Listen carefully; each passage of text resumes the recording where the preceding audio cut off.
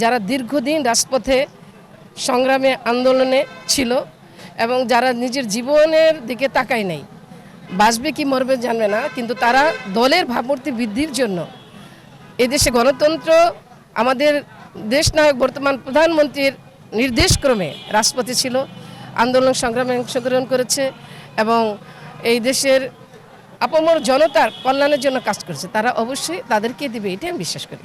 সংরক্ষিত মহিলা আসনে এমপি নির্বাচনে আপনি কি করতে চান একজন নারী হিসাবে? আমি অবশ্যই নারীদের কথাই আগে বলবো।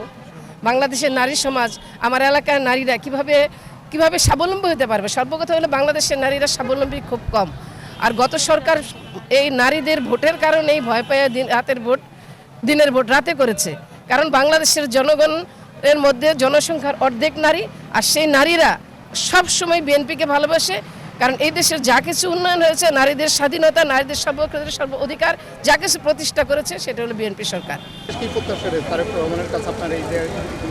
আমি এই নির্বাচন সম্পর্কে আমি ভাইয়ার কাছে একটাই আমার প্রত্যাশা, যে ভাইয়া এই দেশের মানুষের মুখে হাসি ফোটানোর জন্য, এদেশের মানুষের শান্তির জন্য এবং এই দেশকে গণতন্ত্র প্রতিষ্ঠা করার জন্য, এদেশের যত উন্নয়ন করেছে বিগত দিনের সরকার ধ্বংস করে দিয়ে গেছে, এগুলি স্বাবলম্বী করার জন্য যা কিছু নারীদের যেখানে যাকে প্রয়োজন সেখানে তাকে এস্টাবলিশড করে নারী সমাজের কার্যক্রমকে আগায় নিয়ে নেবে ইনশাআল্লাহ।